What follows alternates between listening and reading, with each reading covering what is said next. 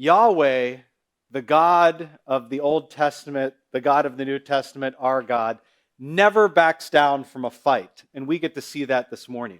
The stage has been set for where we are in the book of Exodus for a showdown between two gods, the gods of Egypt and Pharaoh, and Yahweh, the God of Israel. In the Egyptian corner, again, we have Pharaoh, who is seen as God on earth, the incarnation of the sun god Ra. And he had at his disposal, supposedly, this pantheon of Egyptian gods. Some recognize 1,400 that were part of the Egyptian theology. And in the Israelite corner was the God Almighty, the God of Abraham, the God of Isaac, the God of Jacob. Yahweh, the one true God of presence and promise and power. And Yahweh had revealed himself to Moses and said, I will be with you, and I will fulfill all the promises I made long ago, and I will show myself as powerful, as sovereign. And he was so confident that he called a man like Moses out of obscurity. He said, you are going to go to Pharaoh, the most powerful person on earth, and you will tell him that he must let my people go. These legions of people that Pharaoh had enslaved, that God was calling out for himself. Moses was the guy who was going to say, Pharaoh, you got to let them go. But God knew that no matter how strong a human power was, that Pharaoh would never relent. He says that in Exodus 3. We read that a few weeks ago. It says, but I know that the king of Egypt will not let you go unless compelled by a mighty hand. So I will stretch out my hand and strike Egypt with all the wonders that I will do in it. After that, he will let you go. This was going to be a heavenly war of epic proportions, the forces of Yahweh against the deities of Egypt. And God's hand would come to bear to win this victory for his people. And when Moses went to Pharaoh and declared that God had said all those things, that Pharaoh needed to release God's people, Pharaoh said something that will shape all of the plagues we'll look at this morning. It's words that send chills down my spine when I read them today. See, Moses goes and tells Pharaoh this good news of the liberation of slaves, which was good news for Pharaoh, because he relied on his people for labor and his own prosperity. He actually put his trust and comfort in his ability to maintain power like that. And Moses goes to Pharaoh and says that Yahweh, our God, says that you need to let our people go. And listen to what Pharaoh said. Chapter 5, verse 2. He says, but Pharaoh said, who is the Lord that I should obey his voice and let Israel go? I do not know the Lord, and moreover, I will not let Israel go. Pharaoh is going to find out who the Lord is. He's going to find out why he ought to obey his voice, and he will come to some knowledge of God. The kind of knowledge that you pray most people don't come to know. Because God is going to dismantle all of the authority and self-sufficiency and self-supremacy and illusion of control that Pharaoh is suffering from. All of what we'll see today is God's answer to that question, who is the Lord? And all that God will do today, as we'll see through these chapters in Exodus, is to do one thing. Exodus 7:17. He says, by this you shall know that I am the Lord. So that is what we're looking at today. Moses says, who is the Lord that I should obey? And Yahweh says in response, by this you shall know that I am the Lord. Moses asked that question, and God will answer it in three ways we'll see this morning. He will answer it through serpents, he will answer it through hearts, and he will answer it through plagues. And what I hope to do today is show you those threads, those three threads that carry throughout. That God is answering that question, who is the Lord that I should obey him? And God answers it through these serpents and hearts and plagues. So let's first look at serpents. Now, if you have your Exodus journal, I hope you have it with you. You can follow along. If you don't, raise your hand high and our ushers will get you one. This is our gift to you, and we hope you take it and you mark it up and engage God's word with us as we go. So we're going to start in chapter 7. We'll see this opening showdown between the serpents. We'll start in verse 8 of chapter 7. It reads like this. Then the Lord said to Moses and Aaron, when Pharaoh says to you, prove yourselves by working a miracle, then you shall say to Aaron, take your staff and cast it down before Pharaoh, that it may become a serpent.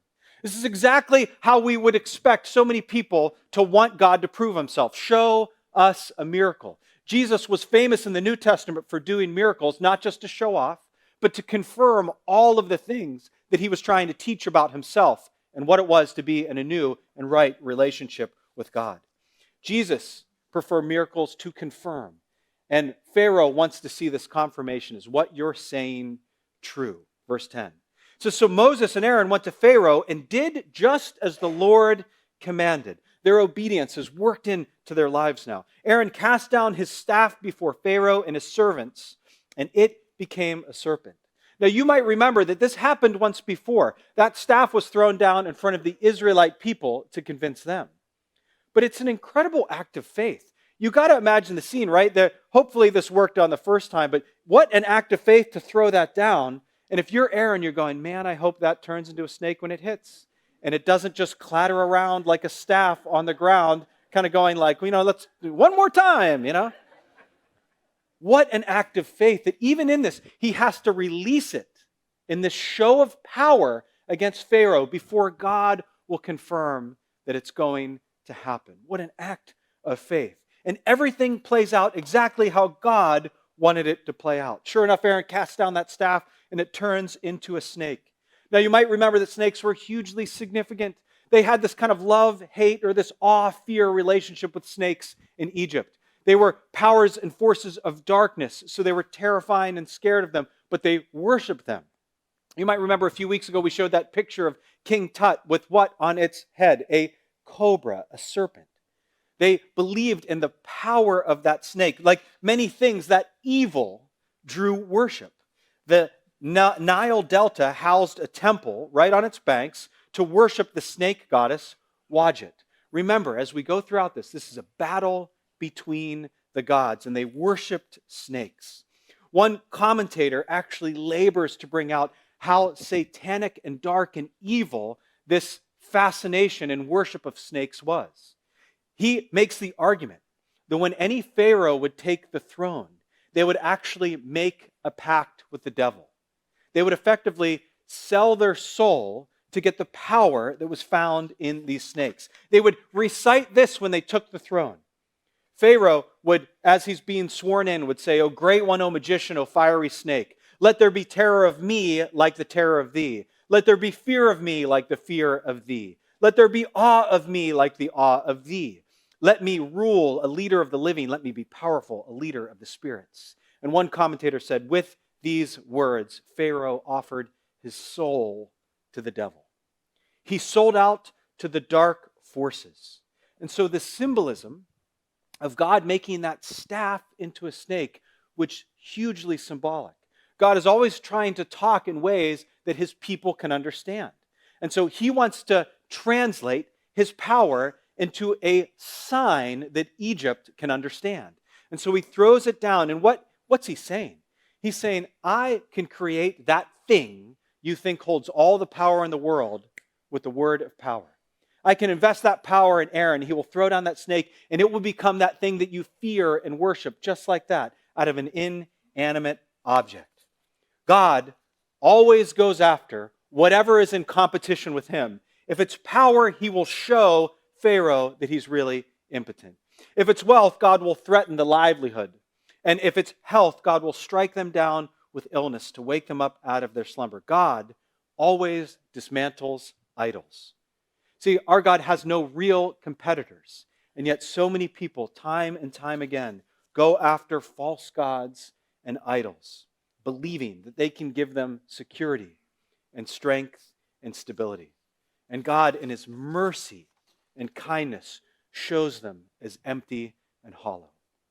Verse 11 says, Then Pharaoh summoned the wise men and the sorcerers, and they, the magicians of Egypt, also did the same by their secret arts. Now, there's a whole variety of explanations of how this happened. There's some naturalistic ones. They think that they had this, you can like pinch the nerve of a snake in its neck, and it kind of goes into this rigid state, and that's a kind of sleight of hand way to do it. But with this background, many other commentators say, no, this is simply what it is to be in league with evil forces. Jesus would call Satan the ruler of this world. There is some influence and power that God gives dark forces. Of course, they are always under his dominion and control, but here it is very possible that those magicians who were in league with evil itself were able to do some of the things that God did. They were always poor mimicry and poor imitations. See, one commentator says this, is that when you see that dark evil power, he says Satan only corrupts. He never creates. Satan is always a counterfeiter and never an innovator. And his works are always shown to be false and hollow. See, they may have really been changing sticks into snakes, but what happens as they try to flex their might? How does God answer? It says in verse 12, for each man cast down his staff, and they became serpents, but Aaron's staff swallowed up their staffs. They do their best to try to just mimic what God is already leading out and doing. God is already saying, I'm going to change the staff into a snake and show myself as powerful. They do the same things. And yet Aaron's staff snake swallows up their staffs. God consumes any idol that plays at contesting his authority. All authority in creation and heaven belongs to our God. So in the battle of the serpents, God says, I win decisively and unambiguously. These serpents were part of God's answer to Pharaoh's question. Remember what it was? Pharaoh said, who is the Lord that I should obey his voice? And God is saying, I swallow up everything that you think is powerful. Well, God has a second answer. His second answer is through the heart. We'll see that in chapter 7, verse 13. We read this. It says, still, Pharaoh's heart was hardened, and he would not listen to them as the Lord had said. Verse 14, then the Lord said to Moses, Pharaoh's heart is hardened. He refuses to let the people go. Pharaoh was doing evil. He was resisting God, enslaving Egypt. But all of those evil acts were symptoms of the real cause. The cause was his hardened heart. Now, this shouldn't come as a surprise to us, because way back in chapter 4, God had said, that's what I'm going to do. I will harden Pharaoh's heart. Now, the significance of this is multiple. There's several things that we need to draw our attention to. See, the heart was the center of who you were in both the minds of Israel and the minds of Egypt. For Israel, they viewed it as this inter-spiritual center of one's relationship with God. It was how God moved you spiritually and intellectually and even in your will volitionally. It was God's touch point of your heart and your life was the center of who you were. Well, Egypt had very similar understandings of what the heart was. They said that this was the seat of destiny. It was the divine instrument through which God directed humans, and he received their commands. Now, what's even more fascinating is that, so we have two systems of thought that say the heart is the center. But even more than that, for Egypt, the heart was so central. So again, God's speaking in language that they can understand. That Egyptian mythology said that the Pharaoh held within him the hearts of the gods Ra and Horus. And those hearts were sovereign. So they literally believed that the way of Pharaoh's heart was the way of Egypt. And God has to go after that. Because in Pharaoh's heart is that darkness, that hardness that would say something like this, who is the Lord that I should obey him? It was the center of who he was. And Pharaoh's heart was hard. And we'll see as we go through these plagues that God initiates this hardening of heart and does so several times. But Pharaoh follows suit and hardens his own heart. Just like the court magicians that can only mimic what God's already started, in this tragic, unfortunate way, Pharaoh mimics and does exactly what God already began in him. He hardens his own heart. Now, as we look at this, there's three terms I just want to run past you real quick. When we see that term, Pharaoh hardened his heart, or God hardens Pharaoh's heart, there's three words at play. I just want to run them past you real quick. The first is the word hazak. It means to be strong. It has this idea that you have this will and power to accomplish your resistance towards God. The second is this word kasa. It means to be difficult. It means to be, hell-bent on holding on. You have this strong desire to stand against God. And the last I would just want to spend a moment on, it's this word kabed, to be heavy. It's that you have this heart that's weighted down with misdeeds and deceit and lies. And again, all the while, God is trying to speak in ways that Egypt can understand as well as Israel can understand. If you were to dig up an Egyptian tomb, oftentimes you'd see a depiction of a scale in its walls. And on the scale on one side was the human heart being judged of the deceased person. And on the other side would be a feather representing the righteousness of the gods. If you had a heavy heart, it would outweigh the feather of righteousness, and you would be seen as having been filled with evil and misdeed, and you would be thrown to the devourers of their underworld to be consumed. If you had a heavy, weighed down heart, you were deemed not fit for the afterlife. God is saying that Pharaoh has a heavy heart, filled with misdeeds and evil and sin. He is speaking in a language that both Israel and Egypt can understand. Pharaoh has a heavy heart. You can see baked into the Egyptian religion this classic view of works righteousness, that if I'm just good enough, I can balance the scales and make it to heaven. God fights that narrative. He says that everybody's heart would never measure up, but when you're safe in my hands, your heart, in fact, what the New Testament will go on to say is, it won't even be your heart on the scale. Your heart would never make it. It would never weigh out. It would always weigh down the feather of righteousness. Instead, we'll put the heart of Jesus in the balance, and his heart will always be shown to be true and pure. See, there is this heaviness of heart that actually takes on the real character of Pharaoh's heart. It has this sort of like heart inertia. It becomes harder and harder to move the more obstinate Pharaoh is. The more God hardens his heart and the more Pharaoh doubles down and hardens it again, his heart is calcifying into this downward trajectory. When C.S. Lewis wrote about heaven, he said that as we bump around people in this world, we come in front of people that one day, because of their upward trajectory of heart, you would be tempted to worship them in their glorious light. We also bump in against people whose hearts are so set against the things of God that we would be terrified of them, as if they were part of a nightmare. In this part, we realize that the direction your heart is pointed in matters. Your heart is headed somewhere.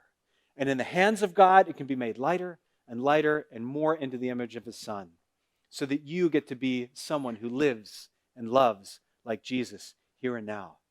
But in the hands of evil, it will calcify and become weighted down with evil and sin, so that one day you will never be able to move it in the right direction. Now, why would God do this? Why would God bother hardening the heart of Pharaoh? Isn't this standing in the way of what he wants to get done? But it isn't. In chapter 15, verse 4, we read this. He says, "And I will harden Pharaoh's heart, and he will pursue them, and I will get glory over Pharaoh and his host, and the Egyptians shall know that I am the Lord." And they did so. God did all this. He hardens the heart of Pharaoh so that all of these plagues would transpire, so that he would get glory and people would know that he is God. God has many ways of bringing people to himself. Some are beautiful, and some are what the Puritans called severe mercies. These calamitous acts where God's power is put on display and people go through real suffering. But God has in mind to bring some to himself through that. So we'll see that. Again, Pharaoh stands before Moses and says, "Who is the Lord that I should obey his voice? I don't know him." God's answer was through the serpents. God's answer was through the hearts. And finally, we see that God's answer is through the plagues. In this section, I'll be reading a little bit more than I will be commentating, but I want you to get the storyline of what's going on. Again, the question at stake: who is the Lord that I should obey him? And God says, I am the Lord. I'm the one that swallows up the competing serpents. I am the one that can move the heart where it needs to go. And I am the one who can bring plagues. This will pick up in Exodus chapter 7, verse 15, we see the first plague, water turned to blood. Reads this. It says, "Go to Pharaoh in the morning as he is going out to the water. Stand on the bank of the Nile and meet him, and take in your hand the staff that turned into a serpent." There's that popular word between God and Moses, go. And Pharaoh will be found on the banks of the Nile. This could be a variety of reasons, but we know that the Nile is so important. Pharaoh may be just strolling alongside it for leisure. He may be bathing in it for hygiene. He may be worshiping in it because it's inhabited by the gods. Or maybe this is just simply like the guy who has something that he loves to admire. This would be the equivalent of someone going down to their garage and lifting the cover off the Corvette and going, "I can't believe this is mine." Pharaoh could be strolling along the Nile, feeling like he is the God incarnate and saying, "I can't believe this thing's mine." And that is where Moses meets him. Verse 16. He says, "And you shall say to him, 'The Lord, the God of the Hebrews, sent me to you, saying, let my people go, that they may serve me in the wilderness. But so far you have not obeyed.'" Verse 17, "Thus says the Lord, by this you shall know that I am the Lord. Behold, with the staff that is in my hand, I will strike the water that is in the Nile, and it shall turn to blood." Note that phrase, that you shall know that I am the Lord. God is on message. He is saying this is why these things will happen. And again, why the Nile? It's so central, but it is really their place of worship. There's a god named Happy that was the god of the Nile. And Egypt's job was to keep happy. And so they'd offer sacrifices, and that would become their center of worship. It literally made the Fertile Crescent what it was. This was the source and origin of life. God is going to start by striking Egypt at the heart of what they saw was their source of provision and protection. That thing that they were drawn to would now repulse them. And so God brings that, and he makes that river blood. But look what happens in verse 22. "But the magicians of Egypt did the same thing by their secret arts. So Pharaoh's heart remained hardened, and he would not listen to them as the Lord had said. Pharaoh turned and went into his house, and he did not take even this to heart." When God strikes the thing that his people rely on, his heart is so hardened and heavy already that it doesn't make it in. He can't even figure out that this is going to wreak havoc on his people, and that just by relenting to the demands of God, he can make it all stop, and he doesn't let that into his heart. And in fact, you can just see once a heart gets going in one direction, it's hard to stop. What did the magicians do? They said, "You think that's impressive? We can also turn water into blood." Why would you do that? Why would you find the only clean water left and be like, "See, you think you're powerful. Boom, now we can't drink this either"? That is the way evil works. It just does more of the same. They're ruining their lifeline in spite of God. The best Pharaoh's magical court can do is make it worse. Just like the best Pharaoh can do with his own heart is to make it more hardened. You cannot do this stuff on your own, and God will show you. This scene ends, this first plague, in verse 24. "And all the Egyptians dug along the Nile for water to drink, for they could not drink the water of the Nile. 7 full days passed after the Lord had struck the Nile." Plague 1 done, plague 2, the frogs. Moses again was instructed to go to Pharaoh and command him to let his people go. And if not, God would bring a plague of frogs. Now, Egypt had a god with a frog head whose name was Heket. And this was the fertility goddess. It lived near the Nile. This is why this fertility goddess, remember when Pharaoh wanted the babies to be thrown into the Nile so they wouldn't live? This is this almost sacrificial offering of life to this god Heket in the Nile. She was responsible for molding human beings at the potter's wheel, and you can't make this stuff up. Do you know what Heket's secondary job was? She had the task of controlling the population of frogs by protecting the crocodiles. Right? When you have 1,400 gods, you can really get a narrow job description. Okay? Remember, this is a battle of the gods. How is God doing war against the things that Egypt thought were powerful? And God said that the frogs, if you don't let my people go, will fill the bedrooms and the beds and the ovens and the kneading bowls of both the Egyptians and their servants, which, by the way, were who? Who were the Egyptian servants? The Israelites. This is a plague that hits everyone. And so Aaron stretches out his hand, and the frogs cover the land. And guess what? Pharaoh's magicians again made it worse. They said, you think those are a lot of frogs? Look, we'll make even more. We'll show you. And so frogs fill the whole place. And of course, Pharaoh wants this plague to end, and he tries to flex his muscles. He's completely out of power, but he says, I want it to end, and I want it to end tomorrow. You can't believe the audacity and the arrogance of this guy. He's completely above what he can even fathom, let alone accomplish. But he's making demands of this great God that is wreaking calamity and havoc on his people. He says, I want him gone, and I want him gone tomorrow. But Moses sees an opportunity. Moses says, if we can deliver on this, it will show that this is God, the God of Israel, Yahweh. That maybe this timing element, it won't seem like some random freak coincidence. If we can answer this request, maybe Pharaoh will see that this is really Yahweh. So chapter 8, verse 10 says this.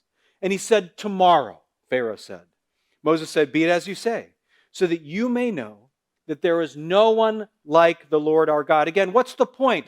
Not to make his life miserable. The point is that they may know that there is no one like our God. And so the plague ends on that very day, and the frogs pile up, and they rotted and stank under the African sun, and now they had this public health crisis. What are we going to do with all of these frogs? But they've managed a way to clean them up. But watch what happens. Remember, we can see so clearly that God is doing battle against all the gods of Egypt. But again, God is doing battle against a human heart that is hardened against him. They find a way through this second plague, and read these words in verse 15 with me. It says, but when Pharaoh saw that there was a respite, he hardened his heart and would not listen to them as the Lord had said. This is such a human thing. Again, that's that word heavy. We see this cardiac inertia taking, settling in to Pharaoh's heart. Pharaoh makes it through these two calamitous, terrible plagues.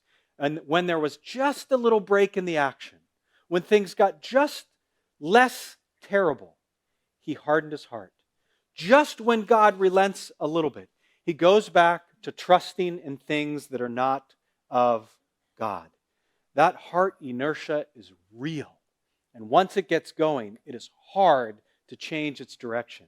In fact, it almost seems like you need a divine intervention to change the orientation of your heart, doesn't it? Even in the midst of this little break in the terror of the plagues, Pharaoh sees this respite and begins to trust again in himself and his power. We tell the same old story in our lives time and time again, that when God spares us, when we have those near misses, we feel invincible. And we go out and take the risks and trust in the wrong things again and again. Second plague done. Third plague, gnats. Don't worry, these last ones will go quicker.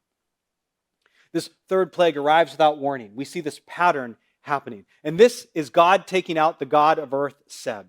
Aaron struck, what's the past tense of that? Aaron struck the dust of the earth, and it became gnats. And they were everywhere. On the scale that is, it says that there will be dust of, all the dust of the earth. It's the same scale that God promised Abraham's inhabitants to be at.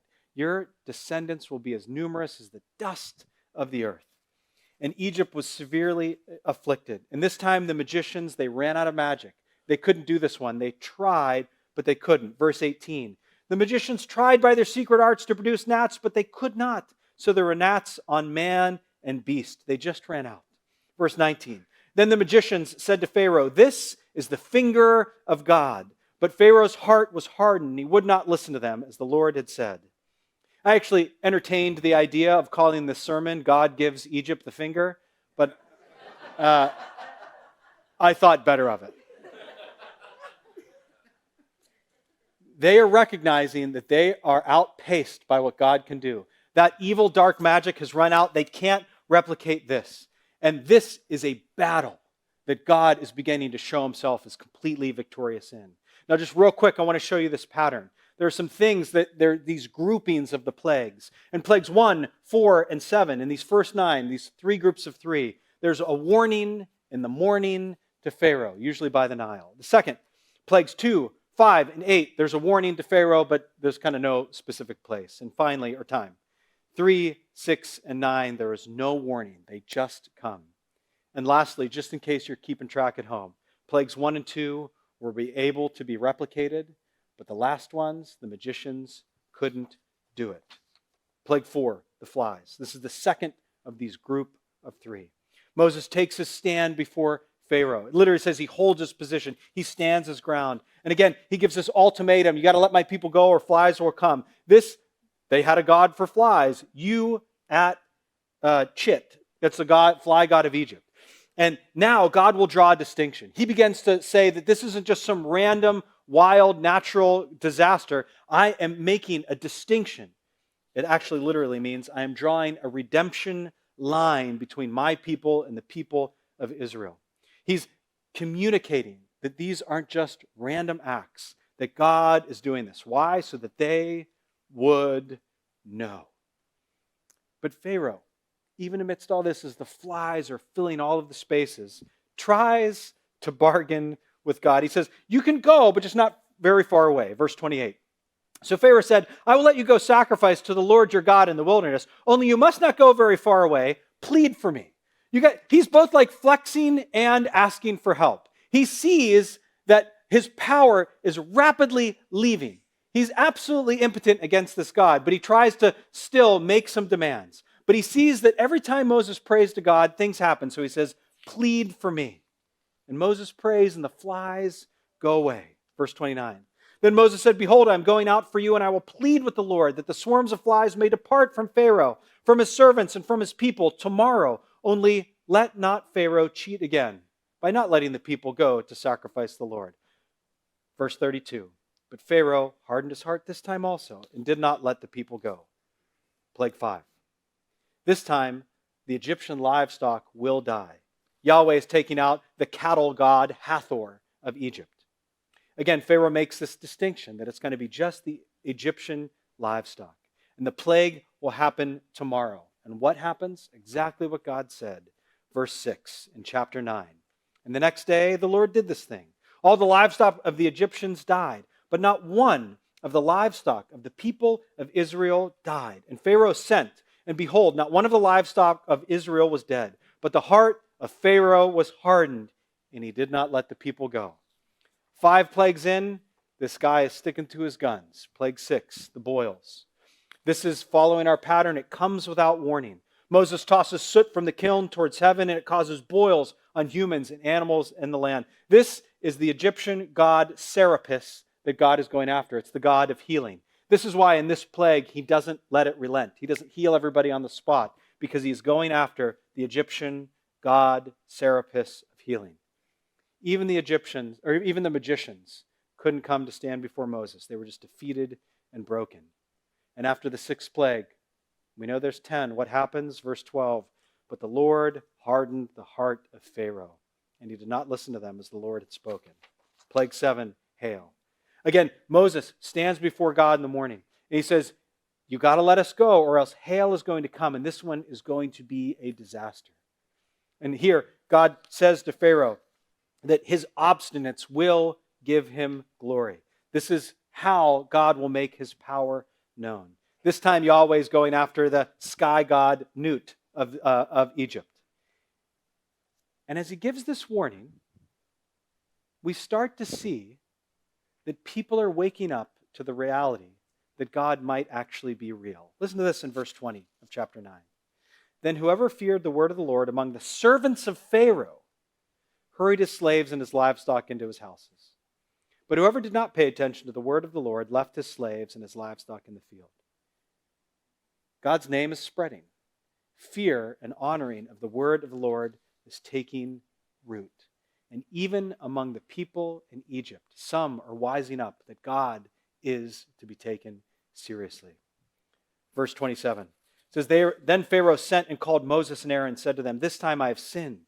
The Lord is in his right, and I and my people are in the wrong. Plead with the Lord, for there has been enough of God's thunder and hail, and I will let you go, and you shall stay no more. Verse 29, Moses said to him, as soon as I have gone out of the city, I will stretch out my hands to the Lord. The thunder will cease, and there will be no more hail, so that you may know that the earth is the Lord's. But as for you and your servants, I know that you don't yet fear the Lord. Jumping to 35, of course he doesn't, because what does he do? So the heart of Pharaoh was hardened, and he did not let the people of Israel go, just as the Lord had spoken to Moses. Plague 8, locusts. This plague is a shot against the goddess Serapia, who was literally the goddess of protection against locusts. By this time, you've got to imagine Pharaoh's going, Serapia, you have one job, protect us from locusts. Your job description is not long. And what happens? God sends locusts. Serapia cannot protect them. Chapter 10, verse 7. Then Pharaoh's servant said to him, how long shall this man be a snare to us? Let the men go that they may serve the Lord their God. Do you not yet understand that Egypt is ruined? People are now saying, Pharaoh, wise up, stop this, just relent. But he can't do that. Verse 8, so Moses and Aaron were brought back into Pharaoh, and he said, go serve the Lord your God, but which ones are to go? Moses said, we will go with our young and our old. We will go with our sons and daughters, our flocks and herds, for we must hold a feast to the Lord. They're saying, everybody's going to go. Even at this point, 8 plagues in, how does Pharaoh respond? But he said to them, the Lord be with you if I ever let you and your little ones go. Look, you have some evil purpose in mind. No, go, the men among you, and serve the Lord. For that is what you were asking. And they were driven out from Pharaoh's presence. Pharaoh will not give in. Verse 16, then Pharaoh hastily called Moses and Aaron, said, I have sinned against the Lord your God and against you. Now therefore forgive my sin, please, only this once, and plead with the Lord your God to remove this death from me. He is all over the map. He's flipping, he's flopping, he can't make up his mind, except one thing remains the same. His heart is hardened. Verse 20, but the Lord hardened Pharaoh's heart, and he did not let the people go. Last plague, darkness. This could not be a clearer shot against the god Re, the sun god, who Pharaoh was supposed to be the incarnation of. God will eclipse not just the sun, but all of their gods. Verse 21 in chapter 10, then the Lord said to Moses, stretch out your hand towards heaven, that there may be a darkness over the land of Egypt, a darkness to be felt. Bill Peduzzi in our small group said he had access to this room at one of these plants he was working at where they could make it literally 100% dark, no light. And do you know how he described it? He said it felt like somebody threw a blanket over your face. It was so dark. That kind of sensory deprivation can drive someone mad. But again, there is a distinction, because God says there will be light in the land of Israel. Verse 24, as we near the end. Then Pharaoh called to Moses and said, go, serve the Lord. Your little ones also may go with you. Only let your flocks and herds remain. But Moses said, you must also let us have sacrifices and burnt offerings, that we may sacrifice to the Lord our God. Our livestock also must go with us. Not a hoof shall be left behind, for we must take of them to serve the Lord our God. And we do not know what we must serve the Lord until we arrive there. He wanted to be ready. But what does Pharaoh say? 9 plagues in. But the Lord hardened Pharaoh's heart, and he would not let them go. Then Pharaoh said to them, get away from me. Take care never to see my face again, for on that day you see my face, you shall die. And Moses said, as you say, I will not see your face again. It was as if Pharaoh was saying, if I could just find you in this darkness, I would kill you. And Moses says, well, you can't, and you won't, and you will never, I will never see your face again. 9 plagues. Who is the Lord that I should obey his voice? And God swallows up the serpents. He hardens the hearts, and he gives the plagues to answer the question, I am the Lord. He is giving the answer that there is no one like me. I am the God of presence and promise and power. I will devour any competitor. No idol will stand before me. I am the Lord, is God's answer to Pharaoh's question.